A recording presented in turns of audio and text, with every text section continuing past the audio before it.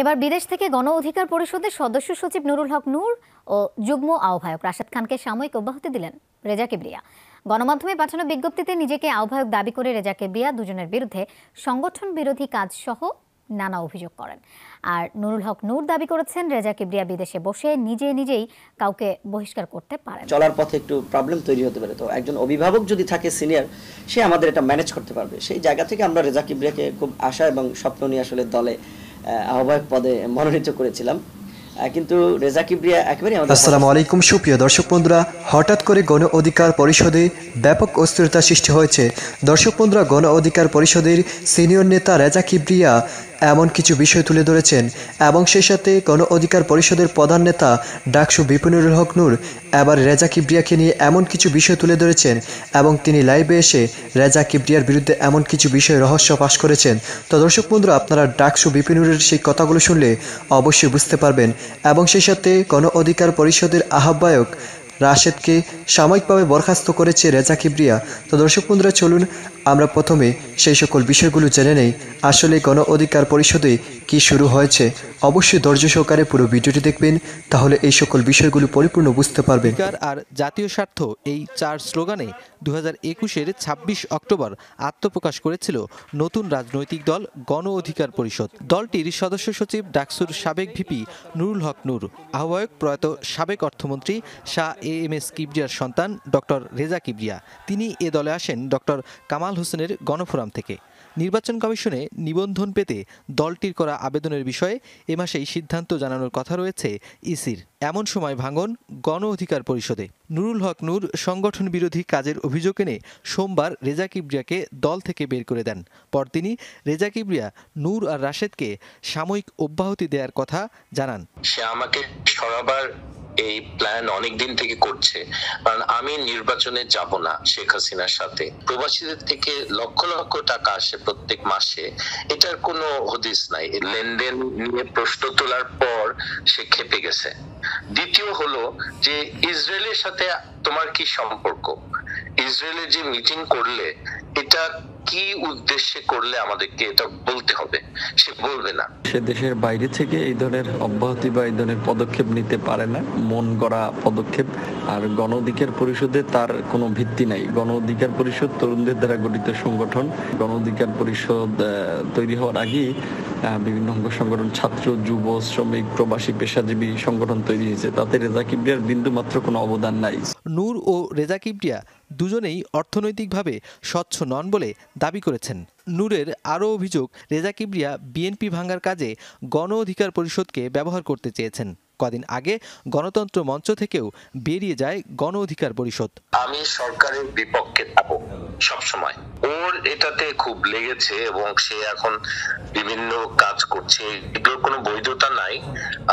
ইনশাল্লাহ কিছুদিনের মধ্যে ইলেকশন কমিশন নিবন্ধন দিবে, আমার নামেই দিবে, সভাপতির নামে দেওয়া হয়। দলের নেতা কর্মীদের কে কাছে নেওয়া, তাদেরকে একটু পরামর্শ দেওয়া, তাদের সমস্যা শোনা, এই সমস্ত কোনো কার্যক্রমে তিনি আসলে যুক্ত ছিলেন না, বরঞ্চ তিনি অন্য বেশ কিছু প্রক্রিয়ার সাথে যুক্ত ছিলেন। সোমবার গুলশানে রেজা কিবরিয়ার বাসায় গণ অধিকার পরিষদের একটি বৈঠকে নূর আর রেজা কিবরিয়ার মধ্যে বাকবিতণ্ড হয়। ওই দিন রাতে পল্টনে দলের কার্যালয়ে হওয়া আরেক বৈঠকে রেজা কিবরিয়াকে বহিষ্কার করে নূর ভারপ্রাপ্ত আহ্বায়ক করেন রাশেদকে।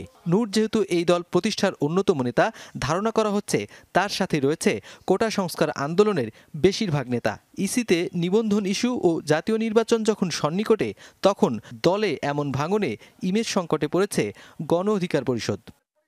নুরনবী সরকার, যমুনা নিউজ, ঢাকা।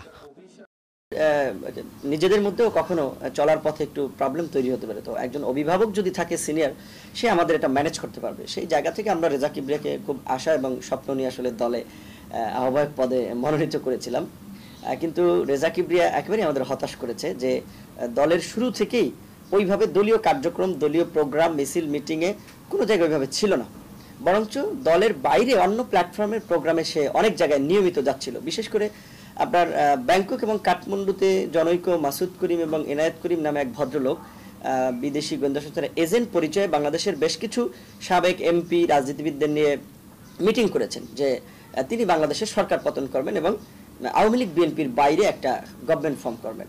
তো রেজা কিবরিয়া সেই প্রোগ্রামে 2019 সাল থেকে যুক্ত।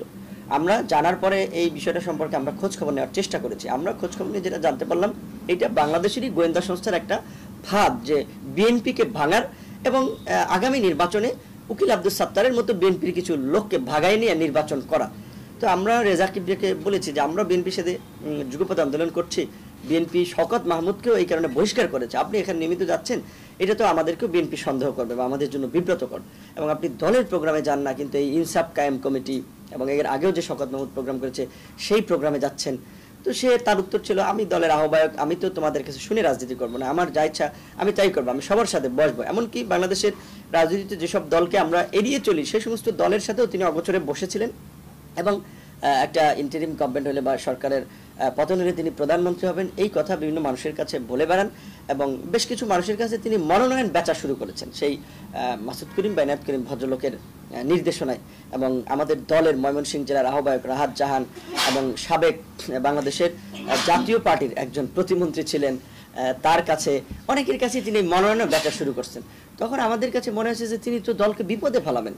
তো তখন আমরা বিশেষ করে গত পরশুদিন তিনি যে ইনসাফ কায়েম কমিটির প্রোগ্রামে তিনি গিয়েছেন সেইটা নিয়ে আমরা তার বাসায় বসেছিলাম, বাসার ছাদে কথা বলার জন্য যে আপনি কি দল কন্টিনিউ করবেন নাকি ইনসাফ কায়েম কমিটি বা এই প্রজেক্ট কন্টিনিউ করবেন। তো সে বলছে যে আমি যেটা ভালো হয় সেটাই করবো, আমি সবই করবো, কিন্তু আমি সব বিষয়ে জবাবদিহিতা করবো না। তখন মনে হয়েছে যে এই দল আমরা রক্তে মাংসে গড়ে তুলেছি, আমরা কারো কাছ থেকে 2 টাকার সুবিধা নেই, আর সেই দল এবং মনোনয়ন বিক্রি শুরু করে দিয়েছে। তো এই বিষয়টা আমাদের কাছে খুব আতঙ্কের মনে হয়েছে যে দলকে তিনি বিপদে ফেলাবেন এবং দলে ভাঙন ধরাবেন। কারণ এই যে আমাদের তো একটা ঘোষণা আছে যে দলীয় সরকারের অধীনে আমরা নির্বাচনে যাব না, তো তিনি তো এক অংশকে নিয়ে নির্বাচনে যাবেন। সো যে কারণে আমরা গতকালকে আমাদের যে মিটিং ছিল সেই মিটিংয়ে পরিবেশ পরিস্থিতি আলাপ আলোচনা সাপেক্ষে আমরা একজন ভারপ্রাপ্ত আহ্বায়ক মনোনীত করেছি, এবং আমাদের দল আহ্বায়ক কমিটি গত 15-2 বছরে আমরা কাউন্সিল করতে পারিনি, কারণ সে আগ্রহী না। চিন্তা হচ্ছে সে কাউন্সিল করলে যদি অন্য কেউ আসে, দলের আরেকটা বডি উচ্চতর পরিষদ একটা বিধান আছে গঠনতন্ত্রে, সেটাও করতে পারিনি। সো এই কারণে আমরা কালকের মিটিংয়ে এই ভারপ্রাপ্ত আহ্বায়ক করে সিদ্ধান্ত নিয়েছি যে আমরা আগামী জুলাইয়ের মধ্যে দলের কাউন্সিল এবং উচ্চতর পরিষদ গঠন করে নেব। আমরা রেজা কিবরিয়া গণ অধিকার পরিষদের নেতা কর্মীদের সাথে ওইভাবে সংশ্লিষ্ট না, গণ অধিকার পরিষদের নেতা কর্মীদেরকে তিনি কাছেও টানতে পারেন নাই। ইভেন আমাদের কেন্দ্রীয় কমিটির 121 জনেরও নাম ধাম তিনি বলতে পারবেন না, চিনেন না। সো তার সাথে নেতাকর্মীদের যাওয়ার প্রশ্নই ওঠে না। এবং আমরা যেটা বলেছি যে দল তৈরির আগে অঙ্গ সংগঠন তৈরি করে আমরা এই প্ল্যাটফর্ম লঞ্চ করেছি, এবং গতকালকেও কিন্তু আমরা একটা মিটিং করে সিদ্ধান্ত নিয়েছি, এককভাবে কোনো সিদ্ধান্ত না। সো সেই ক্ষেত্রে রেজা কিবরিয়া এই ধরনের কোনো পদক্ষেপে পানি পাবে না, হালে পানি পাবে না। আর তিনি আর্থিক অসচ্ছতার যে অভিযোগ করেছেন তার যদি এরকম মনে হতো তাহলে তিনি দলের আহ্বায়ক, যারা যারা দলে ফান্ডিং করে তাদেরকে তিনি বলতে পারতেন যে আপনারা বিপি নূরকে টাকা দিবেন না, আমাকে টাকা দিন। আর প্রকৃত অর্থে বাংলাদেশের এই রাজনৈতিক প্রেক্ষাপটে বর্তমানে বিরোধী দলকে ফান্ডিং করা লোক খুব কমই আছে। সরকার যেভাবে হয়রানি করে, সরকার যেভাবে ঝামেলায় পড়ে, সো সেক্ষেত্রে কে রিস্ক নেয়? আর এটা তো একটা নতুন দল, এই দল তো এমন হয় নাই যে আগামীতে সরকার গঠন করতে যাচ্ছে। সো এই দলকে ওইরকম ফাইন্যান্স কে করবে?